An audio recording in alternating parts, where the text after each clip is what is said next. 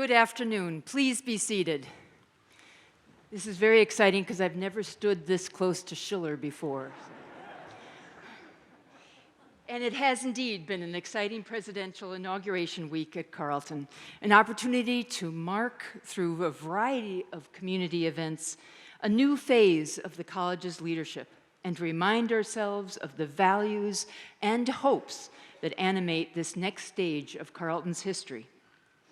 On Monday of this week, Indigenous Peoples Day, we hosted a delegation from the Prairie Island Native community.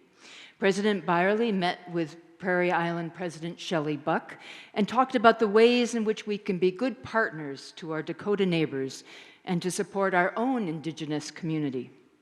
The two presidents also participated in a ceremony that acknowledged Carleton's presence on Dakota homelands. This important occasion happened thanks to the students on the Indigenous Peoples Alliance Council, the students, faculty, and staff on the Building Relationships with Indigenous Peoples Working Group, and the faculty and staff who have established connections with the Prairie Island Dakota Nation. That ceremony and the series of events that followed provided both educational and human connections.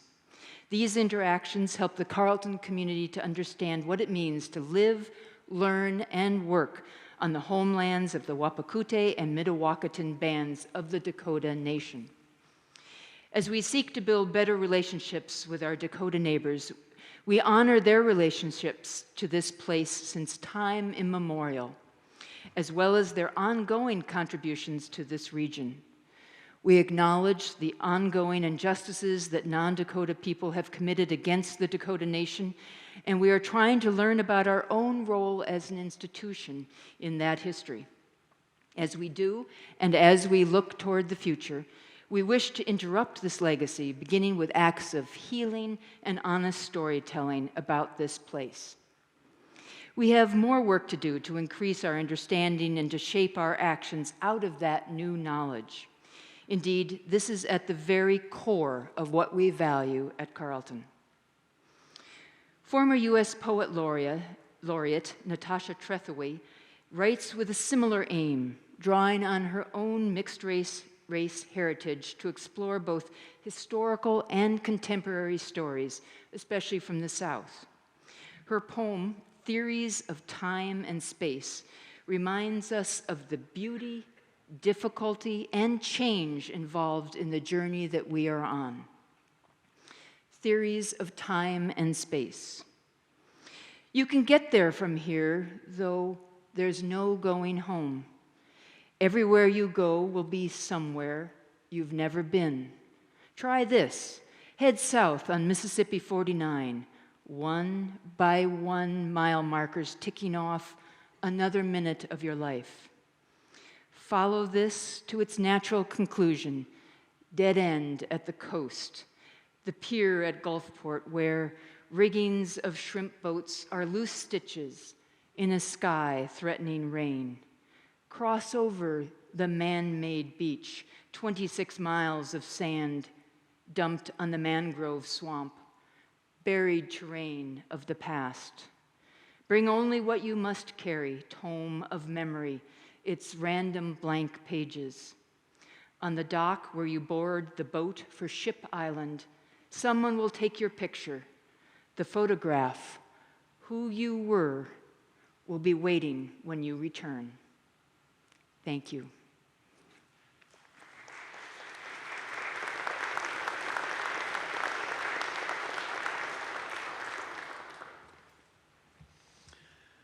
Well, good afternoon, everybody. I'd like to welcome all of our guests, our faculty and staff, students, alumni, community members, and my fellow trustees. I'm honored to be here as the chair of the Board of Trustees of Carleton. And I'm happy to welcome back some former presidents. I think they're behind me. Steve Lewis, and is here with his wife, Judy. Can you stand, Steve?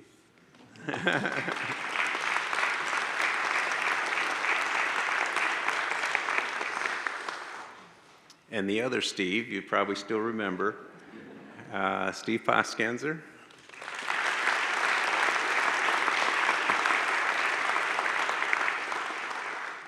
good to know that you're still with us as supporters of Carleton. Also happy to have my the co-chair of the search committee, Kathy Paglia. She's also vice chair of the board. And several members of the search committee are here. If they would stand and just wave, let everybody thank you.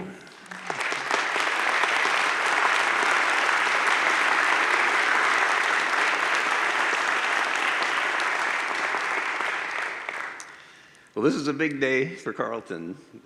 The search committee was very excited to bring Alison Byerly to the board, and the process that we went through, it was sort of weird because it was mostly on Zoom, but it was rigorous and thorough, and the pool was terrific. But the search committee was very clear that Alison is the one that's the right person for Carleton at the right time. So there'll be some others that'll join me in greeting Alison. I'm going to introduce all 5 of them at once so that we don't have back and forth introductions. And there'll be the choir's going to do a little musical interlude at some point in the middle.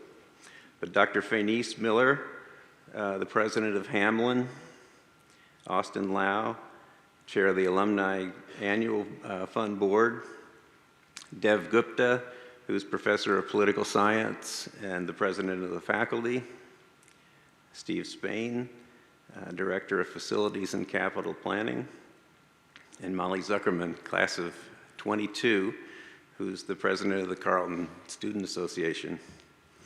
So first I'll invite President Miller up.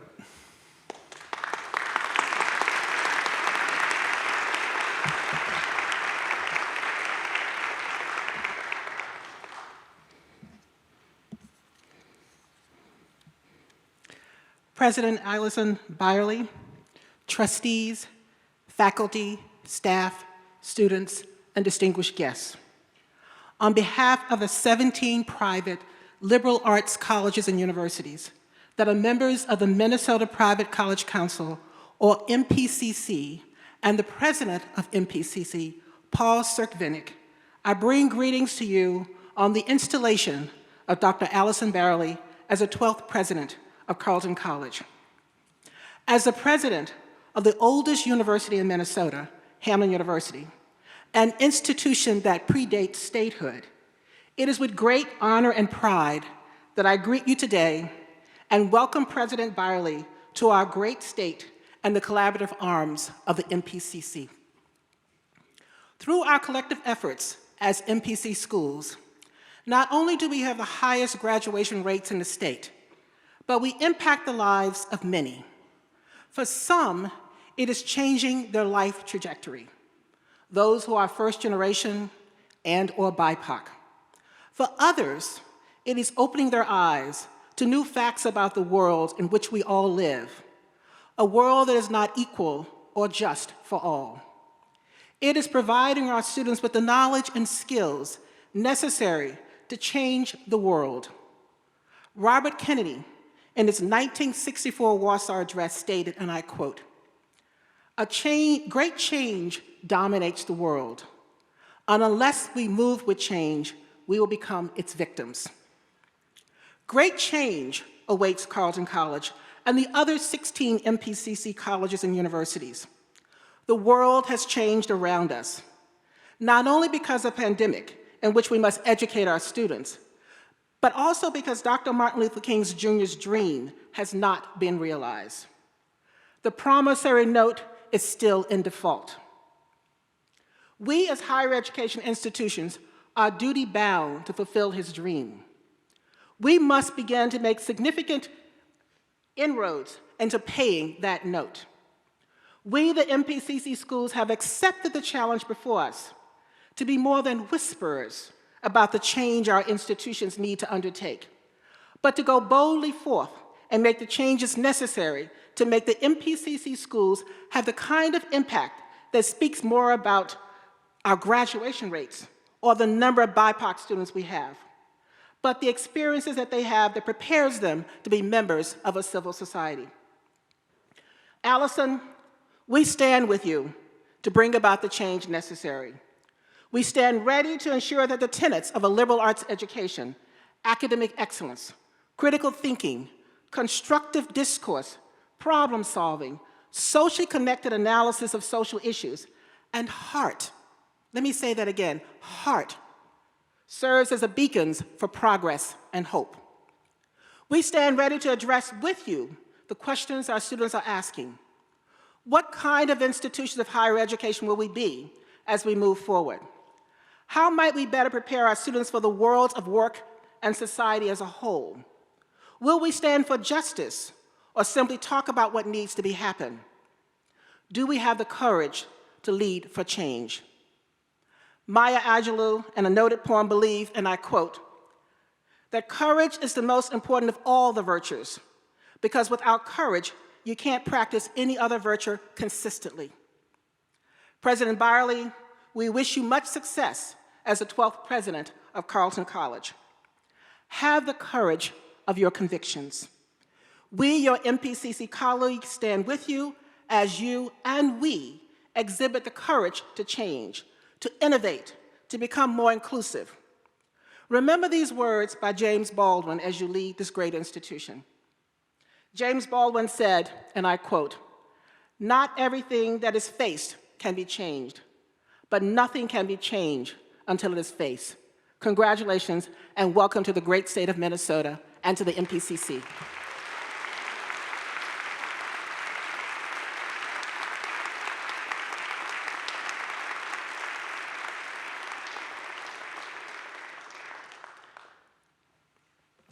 On behalf of the 28,732 members of Carleton's Alumni Association, it's an honor to be in front of you all today as we welcome Carleton's 12th president, Alison Byerly. President Byerly, as I know you learned long ago, Carleton students, both past and present, always carry a part of Carleton with us. Oftentimes, it's represented with pride and gratitude, while other times, it's a critical eye and ideas for improvement. But whether we're 5 or 50 years out from graduation, something that unites us is our sense of belonging and ownership to this community and a constant desire to improve, strengthen, and push our community forward. In so many words, what it means to be a Carl. And we welcome you as our newest Carl, and we look forward to collaborating with you as you lead Carleton into its next chapter. Carleton alumni are not just defined by PhDs, lives saved, Academy Awards, nonprofits founded, children schooled, advanced degrees, TV appearances, or publications. While those are all remarkable, what binds us all together is our dedication to learning, a desire to be actively engaged in improving the world around us, and supporting the things that are most important in our lives. And I have some good news for you. Carleton alumni are very passionate and think this place is a very important place. When we're out in the wild and we see someone with a Carleton t-shirt, long-lasting connections are magically made, as there's something about our shared experience, what we've learned here, and comfort in engaging with our community that pulls us in. As the current chair of Carleton's Alumni Annual Fund Board, I'm lucky to see firsthand just how generous, caring, and humble Carls are. Carleton has built a culture of giving back, one where we understand that a thriving Carleton of today and tomorrow is the direct result of the community coming together. As alumni, we're happy to come back here to Northfield and to Carleton, or meeting fellow alumni locally around the globe, and rolling up our sleeves and helping in any way we can and with any part of the college. Alumni meet with thousands of prospective students every year, participate in academic programs, organize and attend reunion, host off-campus studies events, drive best-in-class fundraising efforts, and offer career and life mentorship to students and fellow alumni alike. And the Carleton alumni base is here, signing up and ready to support you every step of the way. President Byerly, it's truly been a pleasure to get to know you better over this past year. I was fortunate to serve as a member of the Presidential Search Committee, and I remember vividly the first time I met you. I was initially struck by your ability to face challenges head-on, your bias towards action, and what I see as an innate ability to bring community together in the most thoughtful way. Your energy and passion for the liberal arts are infectious. On behalf of all Carleton alumni, welcome President Byerly. Thank you for leading Carleton into its next chapter. We're tremendously lucky to have you. Thank you.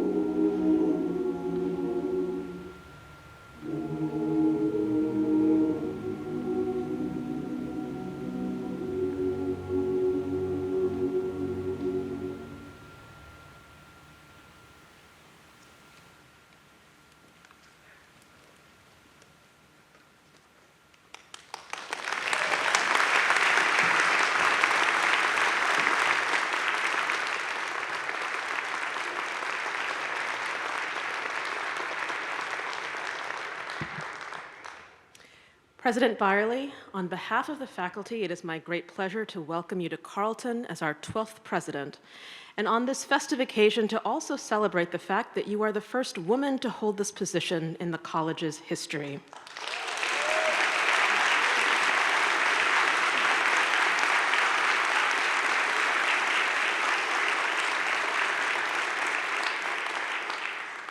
Of course, you are no stranger to Carleton, having visited this campus multiple times in your role as a Carleton parent. On those past visits and through conversations with your daughter, Laramie, I hope that you saw at work the many ways that the faculty here strive to foster a love of learning and inquiry, our commitment to experimenting with creative and engaging approaches to teaching, and the pleasures that we find, both large and small, in shared intellectual discovery. After arriving in August, you've already spent some time starting to get to know the faculty, and I hope that your initial peek behind the curtain has helped reinforce a picture largely consistent with what you already knew, that we are a faculty that values experimentation and reflection, curiosity and rigor, a sense of humor, and the development of the whole individual. We display these values in many ways, developing, for example, creative courses that energize us as teachers and that offer students fresh ways of thinking about intellectual puzzles.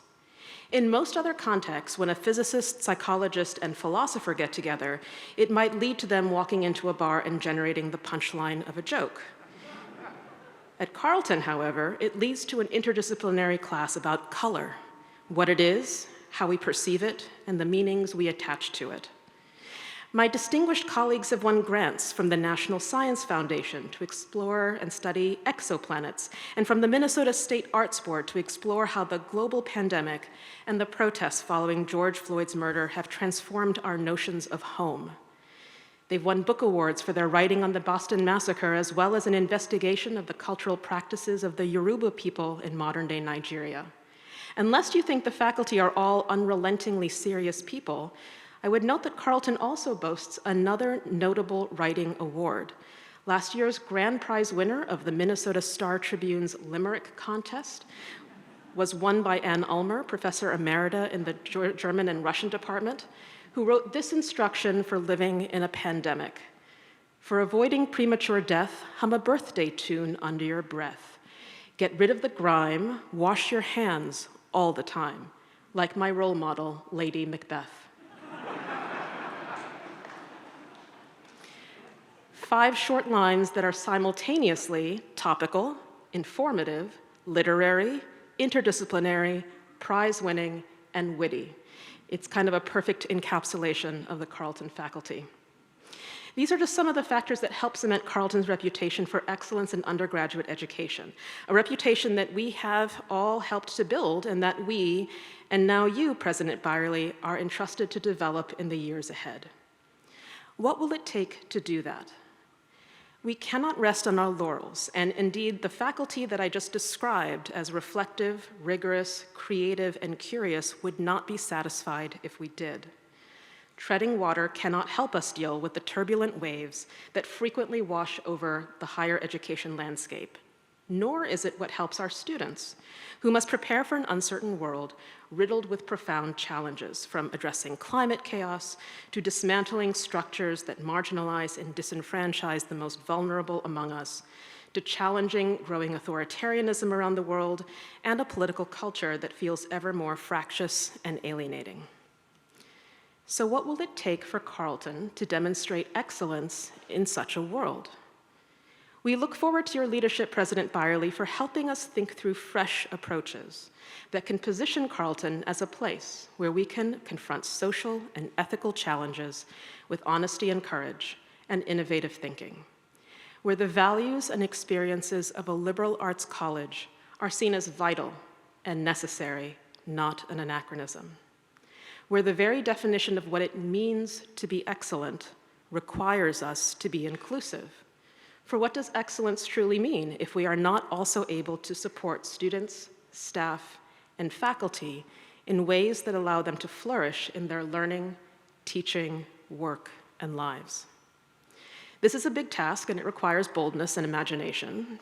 Fortunately, as a distinguished scholar of Victorian literature and author of a book on the Victorians' fascination with the phenomenon of virtual travel, you know a thing or two about the power of imagination and how it can transport us from where we are to where we want to be.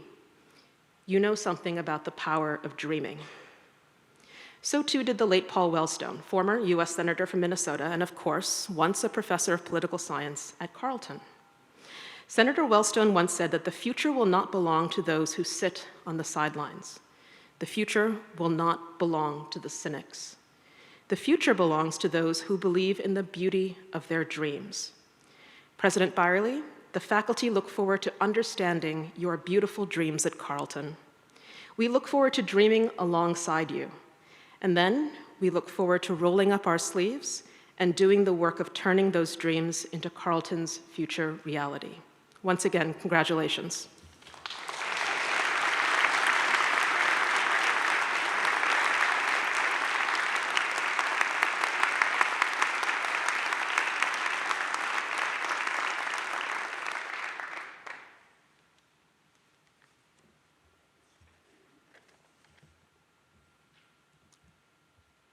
President Byerly, I am honored to be part of today's inauguration ceremony on behalf of the staff at Carleton. As Director of Facilities and Capital Planning for the past 15 years, when I look around the Facilities Department, it is not uncommon to find staff celebrating 30 and 40 years of service to the college. This is true in many college departments across all of campus. So what is it that makes people pursue and spend their entire career at Carleton? Many would say it's because it's simply a great place to work, and it is. But it has to be more than that, and I would argue that it is several elements woven together. It is the feeling of a personal connection to the college and the people within it. It's the knowledge that we are valued members of its community. And it's the pride that comes from contributing to the mission of the college. The role of the staff is to support the teaching and learning of Carleton students. And we do this in a variety of ways unique to the professions we have chosen. Working together to support faculty and seeing the outcome of graduating students ready to step out into their new world is extremely rewarding and energizing. And while we are not instructors teaching a class, Carleton staff still have opportunities to deliver teachable moments and to share meaningful interactions with students.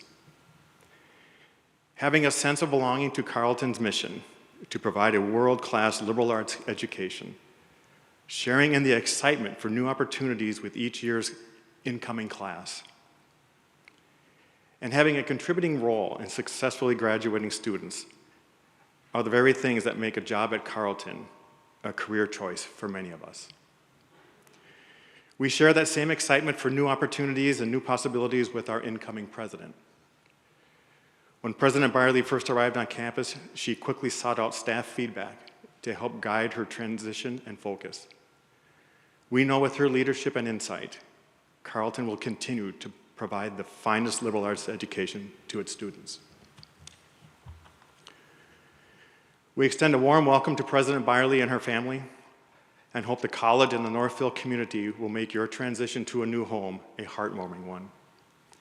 Staff at Carleton look forward to supporting you in meaningful ways and to playing an earnest role in realizing your vision for the future of the college.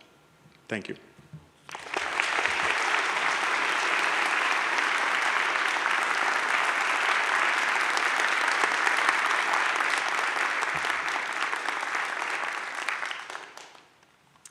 Good afternoon. President Byerly, on behalf of the students at Carleton, we are so excited to welcome you to this institution. I'm going to take a few moments to tell you about Carleton students, because I think doing so is the best way I can express not only how thrilled we are for President Byerly to join our community, but also how impactful this moment is for all of us. The most important thing you need to know about Carleton students is how much we care about each other. I'm continually taken aback by how all of my intellectually curious classmates brilliant people who all want to excel in their own right, constantly help each other, academically or otherwise. We don't try to draw comparisons between ourselves because we know that actually working together pulls us all up, makes us more intelligent, more open-minded, and more empathetic. For reference, I have never had anyone ask me what grade I got on an assignment. I have, however, had perfect strangers offer to take notes in class for me when I broke my collarbone last year. This sense of interdependence extends well beyond academics. In the past 18 months since COVID hit, through the isolation, the health concerns, the personal loss, Carleton students have taken care of each other. My classmates created a spreadsheet last year to coordinate driving each other to get vaccines. We tabled in common areas to register each other to vote last November. Carleton student values include caring about people we might never meet. Venmos and donations routinely flood in when a student, a staff member, a faculty member, a family member advertises online that they're in need of financial assistance. And lastly, Carleton students are always ready to challenge ourselves academically, to challenge ourselves to become more involved in activism on and off campus, and then to challenge other people to do the same. As part of the presidential search process, it was apparent from the first time I met President Byerly that she's a brilliant scholar. But as I got to know her more, I saw, among many other things, her empathy, her enthusiasm to work with Carleton students, and her desire to push for change, to challenge this institution to be better than it already is. After so many months of feeling drained from COVID, this moment, the installation of a president who shares our values, is not only exciting, but also emotionally impactful, comforting. Other people call Carleton students quirky, and I have to agree. At Carleton, the term Greek life is more likely to conjure up images of classics majors and Percy Jackson than fraternities and hazing rituals. We're a community of powerful imagination, one in which druid circles take place every year in our beloved Arboretum. While I have never attended one of these sacred events personally, I am proud to say I attend an institution where I could. And when Carls of age, and only of age, do imbibe alcohol, it is as likely to happen during a game of Settlers of Catan as it is in a sweaty basement. And I say this because President Byerly completely embraces this aspect of Carleton. I will tell you that students were thrilled when she released a clip of herself playing basketball with her former students at Lafayette. And students were even more giddy when she showed us a clip of her cannonballing into a pool, dressed in a full suit. We all referred to our former president as Stevie P. And I think the fact that President Byerly is already known across the campus as Allie B speaks to how eager we are to welcome her into our community. In summary, students are well aware of the challenges we face and of the incredible impact that President Byerly can have on our school. I think I speak for most students when I say I am beyond excited, reassured, and confident at the prospect of President Byerly leading Carleton College into the future. Thank you.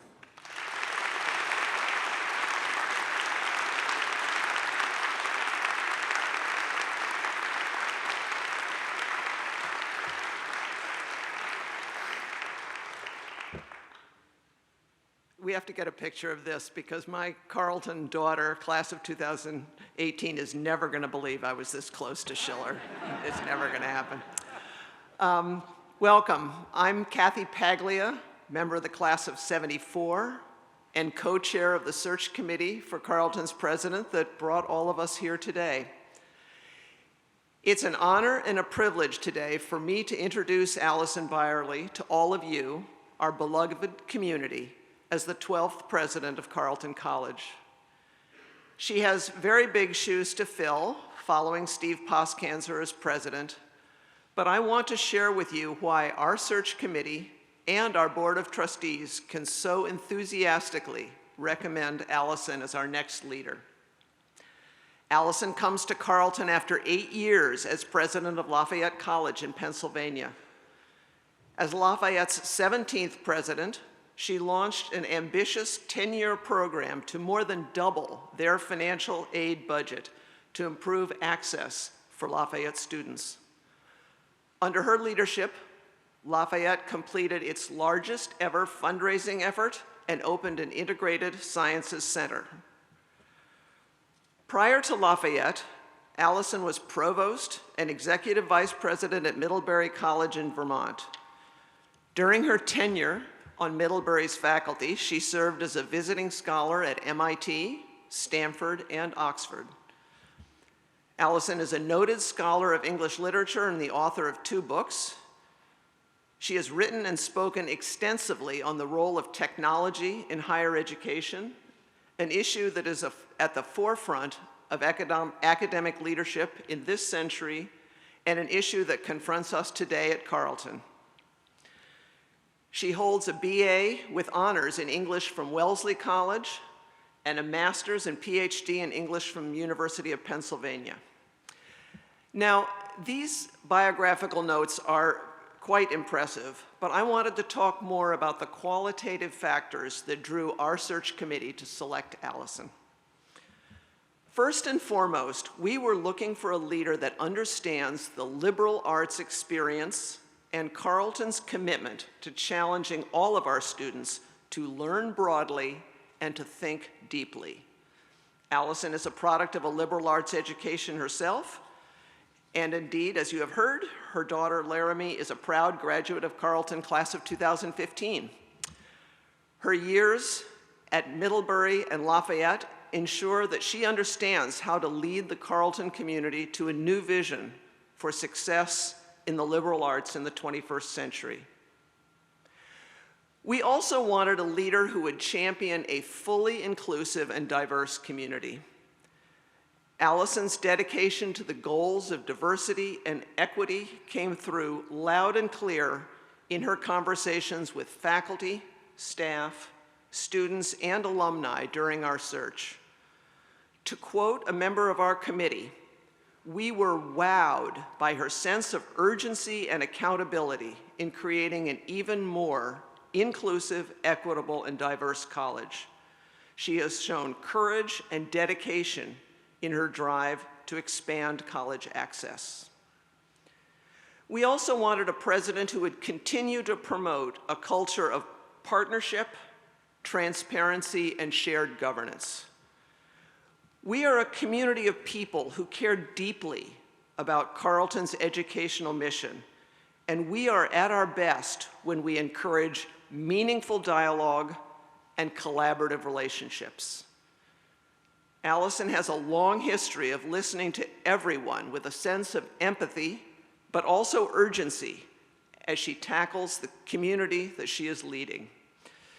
Once again, to quote a member of our search committee, "What gets me excited about an Alison Byerly presidency is the energy and intensity she brings into any room that alerts everyone to the fact that she cares deeply about everyone at the table."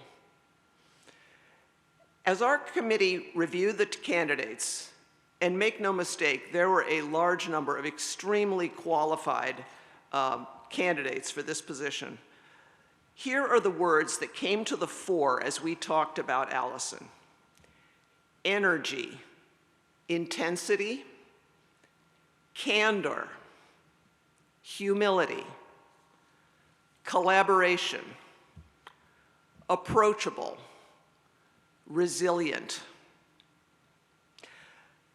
Most of us here are engaged and active members of our Carleton community. We love Carleton, and we want our college to be the best it can be. We do not want to be complacent. Both the search committee and the board of trustees believe emphatically that Alison is the right leader for Carleton at this time. She gets Carleton, both the things that make us special and the ways that we need to push ourselves to meet the demands of this moment. Wally and I are proud to introduce Alison Byerly to you as the 12th president of our beloved alma mater.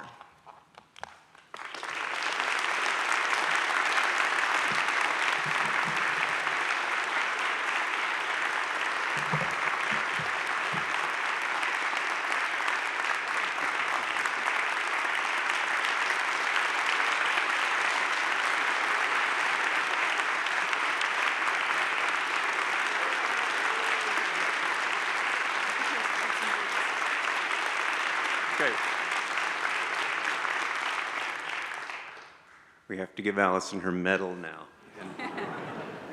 And I have to say, by virtue of the authority vested by law in the Board of Trustees and delegated to me, I declare you to be the 12th president of Carleton College.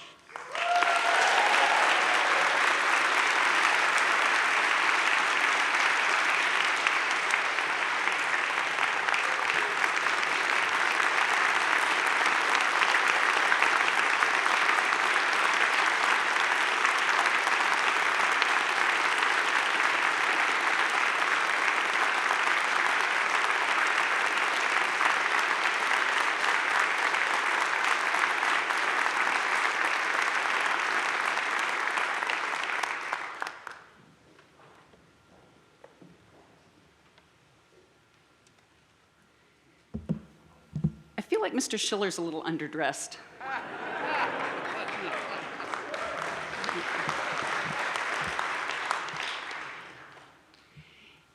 In fact, I have been given special instructions about our special guest. For those of you who are not continuing members of the Carleton community but are guests here today, you will have gathered that the presence of Mr. Schiller is always unexpected but always welcome. He is actually not within the control of the administration, but makes only occasional appearances when the guardians of Schiller choose to release him. So I don't know how he got here, but I'm told that I'm supposed to hand him over to Dean Livingston so he can return to from whence he came.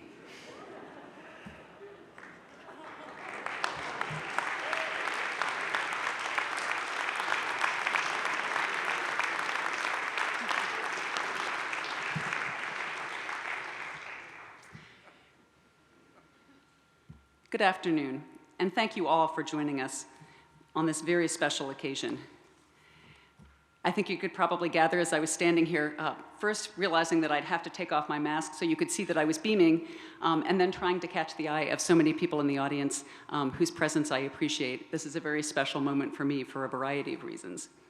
It is a tremendous pleasure to be able to welcome so many colleagues, friends, and family to this occasion, both those here in Northfield and those watching across the country and the world. Members of the Board of Trustees, faculty, staff, students, alumni, parents and families, friends of the college, fellow college presidents and delegates, honored guests, and community members, thank you all for being here today. A special welcome to the many families who are here for Family Weekend. I know that for a number of you, this is your first opportunity to visit Carleton, and I'm glad you could be part of this special moment in the history of the college. It's an honor to have Northfield Mayor Rhonda Pownell with us today and to thank her for the warm welcome she extended to me at the inauguration reception we held with local community leaders Thursday night. And I'm especially grateful to Presidents Emeritus Steve Lewis and Steve Poskanzer for being with us here today and for their personal support and friendship.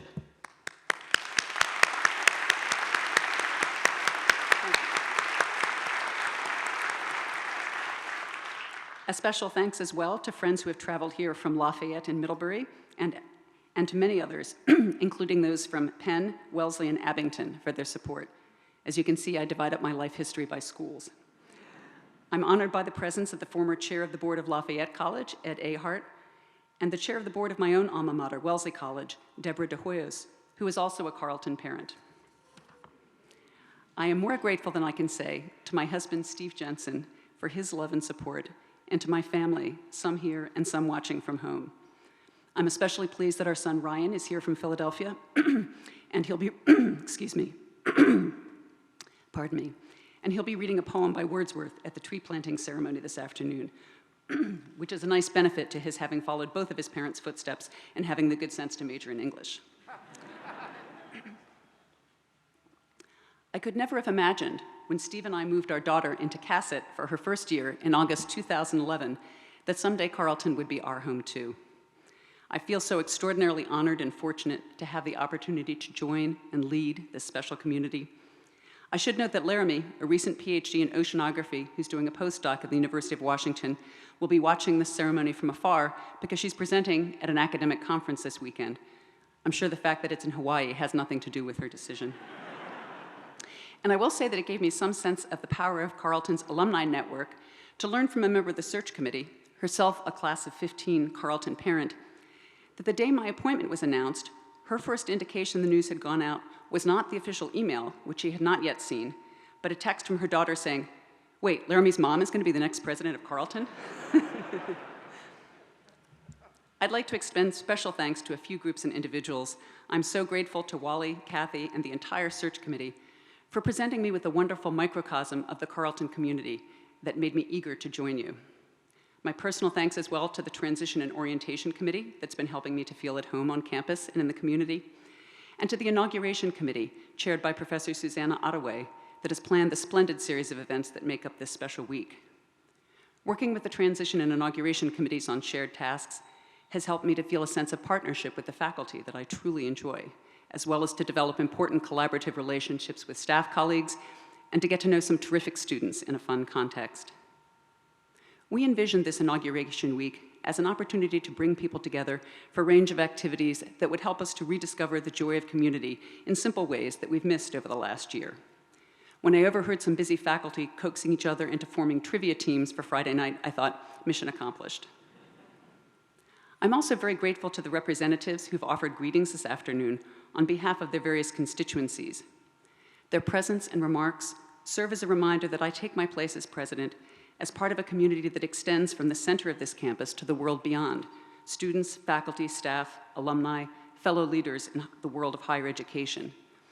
I look forward to working with all of you, individually and collectively, to make Carleton the strongest college it can be, and to make it an agent of growth and change within the world of higher education. And finally, I'd like to thank our Director of Events, Carrie Ratt, the facility staff who prepared this and other venues, and the Bon Appetit colleagues who've prepared some wonderful meals for us to enjoy together. Please join me in showing our appreciation for their great work.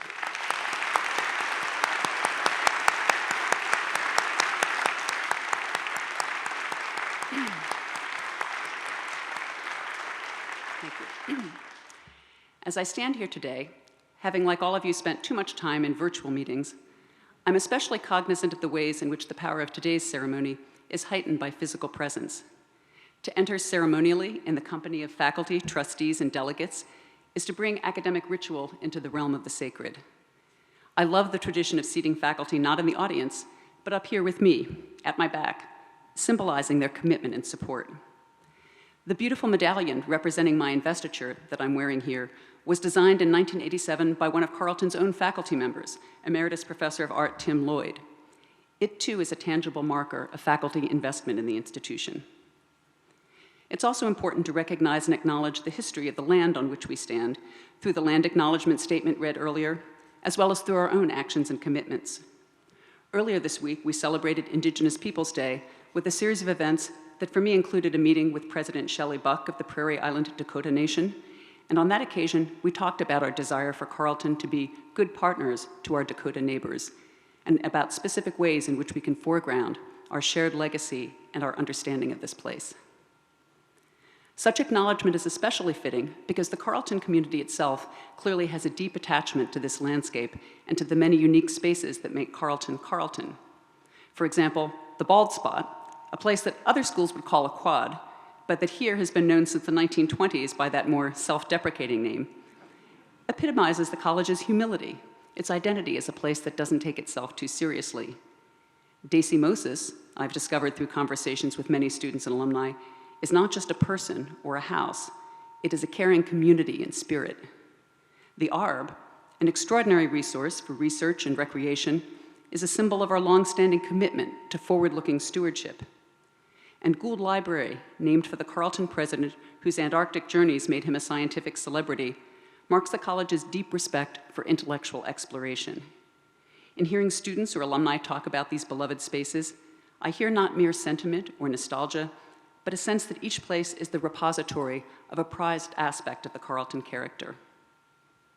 For all of our students, as well as for our faculty and staff, reconvening this fall represented both a return to the familiar and a step into the unknown. As the campus began to fill with students and meetings and classes resumed, you could feel the extraordinary energy and excitement, the sheer pleasure of being in one another's presence again. Seeing enormous numbers of students gathered for routine events like the Student Activity Fair, or for the make-up Frisbee toss held for the sophomore class, was evidence of how deeply students missed each other and the community of the campus. You could also feel continued anxiety and tension about COVID, how it might still impact us individually and collectively, and the continued pressure of unresolved issues and difficult conversations about race, community, and belonging that intensified in the spring of 2020. This feels like a threshold moment, a time of tremendous change. I believe one of our major tasks as a community, in fact, is to decide what change will look like for Carleton. Change can take the form of disruption, a kind of imposition from external forces, or change can be a transformation, an intentional seeking of new possibilities. Remaining the same is not an option. Our experience of COVID certainly disrupted most of our typical operations, assumptions, norms, and expectations. At the local level, here on campus, it required enormous flexibility and a rethinking of our usual ways of doing things. At a broader level, it brought about a seismic shift in higher ed pedagogy and methods of course instruction. At the start of the pandemic, there were some who claimed that the shared experience of remote learning might signal the demise of residential colleges, as students would want to retain the convenience and cost savings that remote education could offer. In fact, the opposite seemed to happen. Students and their families came to recognize more clearly than ever before that the educational experience depends not just on the material, but on the place and the people.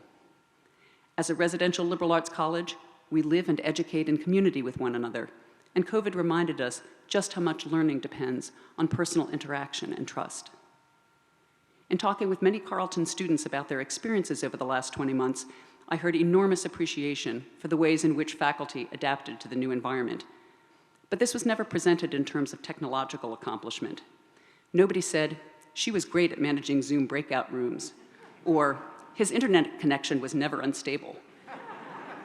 Instead, they talked about a faculty member who called them to check on how they were doing, a professor who did extra Zoom sessions for students in different time zones, a teacher who packed up and sent them art materials in the mail. Those were the things that mattered. Nevertheless, we cannot afford to overlook the impact of increased remote offerings at other institutions and the ways in which the COVID experience has changed student expectations and encouraged students to think about different aspects of their education, individual courses, extracurricular activities, housing, as separate commodities rather than as an integrated whole. We will need to be even more intentional in making the case for a holistic, integrated liberal arts education. Scholar of technology and education Kathy Davidson has said, "If we can be replaced by technology, we should be," meaning that it's incumbent on us to ensure that the education we offer continues to make the best possible use of the expertise, creativity, and personal connection that distinguishes in-person teaching from online courses. It seems clear that there are many ways in which technology can be used to add flexibility or incorporate new material into courses, for example, by bringing in distinguished guest speakers via Zoom, or sharing video content in advance to free up time for discussion. The many creative ways in which faculty learn to make use of technology can be added to the repertoire of strategies that make up the integrated educational experience at Carleton. This will be a time of widespread re-examination of pedagogy throughout higher education, and with a faculty that embraces a true commitment to teaching and has been widely recognized for its excellence in teaching, in fact, ranked #1 in undergraduate teaching by US News, not that we pay any attention to rankings. Carleton should be a leader in defining what the next generation of teaching looks like. Because we already have a strong tradition of ongoing pedagogical development, our ability to examine and adapt our own teaching practices can serve as a model for other colleges and universities. Having said that our education is grounded in community, it's important that we make that community as committed, connected, and equitable as possible so that every student is able to bring their full self to the work of learning. Difficult conversations about race, inclusivity, and justice that took place following the killing of George Floyd have highlighted many challenges in the experiences of BIPOC, Black, Indigenous, and people of color, students, faculty, staff, and alumni. Confronting these issues is not easy. As a place that has always prided itself on being a close-knit and welcoming community, Carleton has found it especially painful to hear that not all members of the community have felt equally at home here. We're working to confront those issues through programs and discussions on campus, through the efforts of our Community Equity, Diversity, and Inclusion Leadership Board, within academic departments and college committees, and in the creation of an Inclusion, Equity, and Diversity Steering Committee that is working with a series of groups to finalize a 10-year diversity and inclusivity plan. While we may not reach complete agreement on every aspect of the plan, there is widespread agreement that change is needed. Considering any level of change can feel risky for a successful institution. After all, the qualities that Carleton currently embodies have brought us to the highest rank of liberal arts colleges in the nation. While liberal arts colleges have always been a small subset of the higher ed ecosystem, we're a sector that has traditionally had outsized prominence and impact. In recent years, however, liberal arts education has been under attack by those who argue that the education we offer is too expensive and rarefied, and that students might benefit more from a professionally oriented education. This claim continues in spite of the fact that studies have repeatedly shown that even if you limit your assessment of the value of a liberal arts degree to the question of return on investment, students with liberal arts degrees on average do have higher lifetime earnings than those with undergraduate majors in professional fields. And of course, we're making a mistake if we fight the battle on that territory. At this moment in time, it should be easier than ever to demonstrate the need for thoughtful, versatile, engaged, and ethical citizens. The strength of Carleton's liberal arts education is its integration of different disciplines, and more broadly, its integration of theoretical frameworks and experience. Carleton's historic strength in the sciences is matched by tremendous depth in humanistic inquiry, breadth in the social sciences, and distinction in the arts. These areas work together synergistically within a curriculum that's been enriched by the development of vibrant interdisciplinary programs. It's been striking to me in talking with students how broadly they range across this landscape and how comfortably an individual student will toggle between talking about a physics lab and talking about a course on Jane Austen. Moreover, students are not simply told about research, they're asked to engage in original scholarly research and production. Many courses and programs provide vital linkages between classroom experience and community or world issues that students can help address. For example, in a course on globalization, pandemics, and global security, students are examining the impacts of COVID on global public policy. In the ongoing Historians for Hire course, students completed a multi-year public history project with the Minnesota State Academy for the Blind, helping to organize the institution's extensive archive to make it accessible by creating audio descriptions of objects and digitizing materials. Many COMPS projects provide the opportunity for students to take the concepts they've studied and apply them to a specific area of interest. If you attended the undergraduate research symposium held yesterday, and I hope that you did, you got a taste of the extraordinary ways in which our students are learning to use the habits of research, creativity, and scholarly inquiry that they've acquired from our faculty. At this moment in time, I believe students want to be part of what I would call a community of values, and are looking for an education that equips them to make a difference in a world with many challenges. Carleton can be a distinctive model for how a communal, broadly integrated, and equitable liberal arts education retains its relevance because it is always renewing itself. In many ways, we're grappling with our fundamental identity as an elite liberal arts college. These days, we try to avoid using the label elite, but whether we name it or not, it's an accurate description of a critical dimension of colleges like ours. We are selective, and much of our value stems from an economics of scarcity. Not everyone can get into Carleton, so being a Carleton student or alum is itself a marker of quality. This aspect of our identity is in tension with the contrary principles of access and inclusion, which we have also embraced. As we continue discussions on campus, with alumni, and within the higher education community about the need to create a more inclusive and welcoming community, it's important that we recognize that if we aspire to the word transformative, we must be willing to re-examine the structures that are currently working well for many of our students and ask how they need to be different if they're to work well for everybody. As with all algorithms, if we're not satisfied with the outcomes, we need to rewrite the code. Such change does not come easily to colleges and universities. At the most fundamental level, academic institutions are about hierarchy and judgment. Our most cherished processes, admissions, recruitment, hiring, tenure, are processes of selection. If we would like to see a broader range of candidates move successfully through these structures, they may have to change. That does not mean we abandon the habits of discernment that are fundamental to the academic enterprise. Education is all about filtering information and making judgments about it. But we could look more critically at what precisely it is we are trying to discern and why. These gateway moments in academic life can function as filters or as ladders. As we look to expand the diversity of our community, we must consider the entire trajectory of an educational career and the path an individual must follow if they're to land successfully in our first-year class, our graduating class, our new faculty cohort, or an endowed chair. Looking holistically at our relationships with community partners in secondary schools, community colleges and peer institutions, and the graduate programs and jobs to which we send our students may help us to strengthen the pipeline of diverse students and candidates we would like to see across the entire academic landscape. We must also recognize that our initial goal of recruiting and admitting a more diverse group of students is only the first step towards creating a more inclusive community. We must ensure those students have the support they need to flourish. Access to a Carleton education does not simply mean financial access, but cultural, social, and emotional access as well. The BIPOC students, faculty, and staff we bring to Carleton do not want simply to be welcome to our space. They want to feel that it is their space, to feel not just inclusion, but belonging and ownership. A prerequisite for making progress in all of these areas is that we as a community are able to talk openly and honestly about these issues. We need to feel free to express our views, but remain respectful of the views and identities of others. Managing these kinds of conversations can be challenging, but we should not be afraid of disagreement and debate.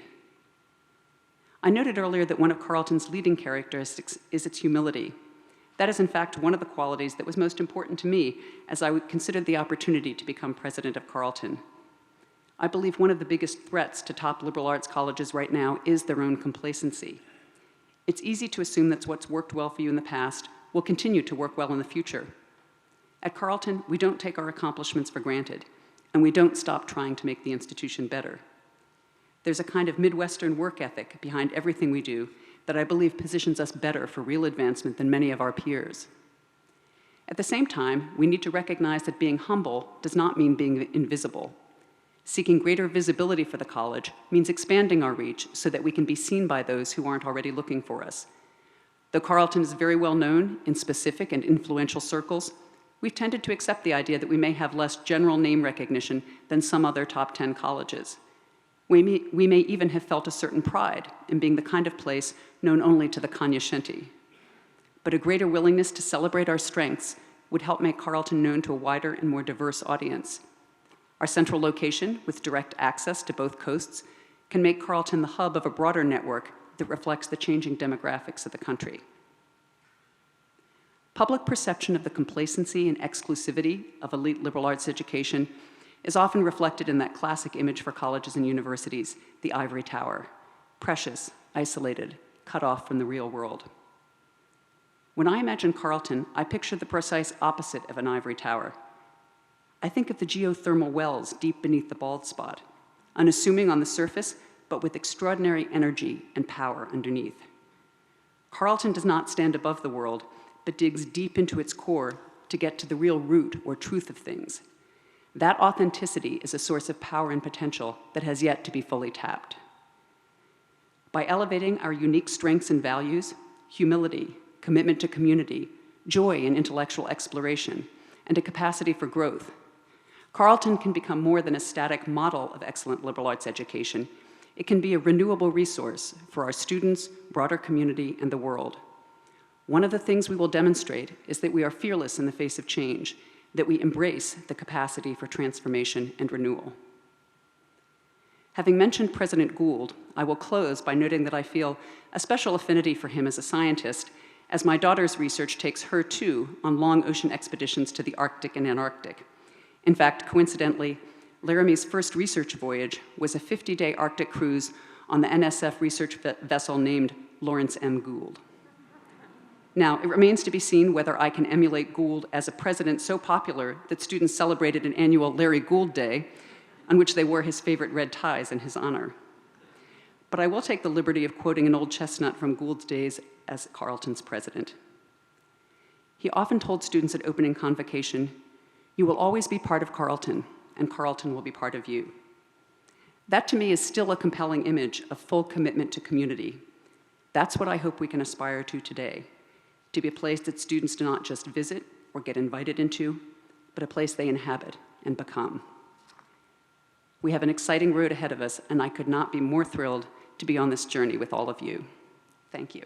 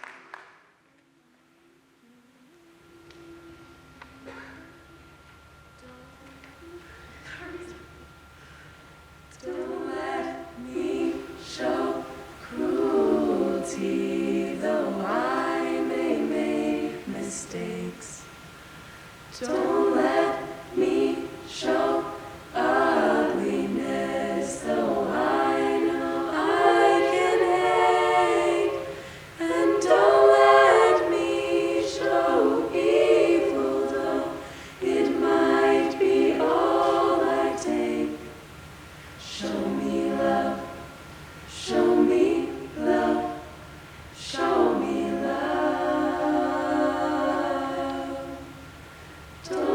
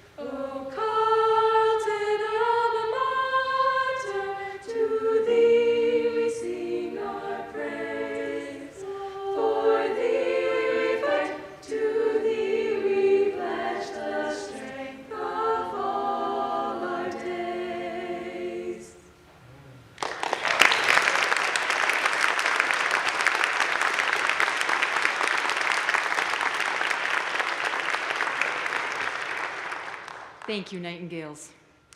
Poet and singer Carrie Newcomer, who visited here in 2019 as a guest of the music department, reminds us to stay open to wonder, awe, the unexpected, and the unknown. A permeable life. I want to leave enough room in my heart for the unexpected, for the mistake that becomes knowing, for the knowing that becomes wonder, for wonder that makes everything porous, allowing in and out all available light. An impermeable life is full to the edges, but only to the edges. It is a limited thing, like the pause at the center of a breath, neither releasing or inviting, with no hollow spaces for longing and possibility. I would rather live unlocked and more often than not astonished, which is possible if I'm willing to surrender what I already think I know.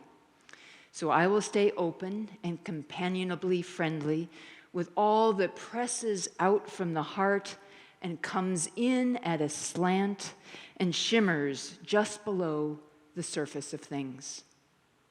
Thank you.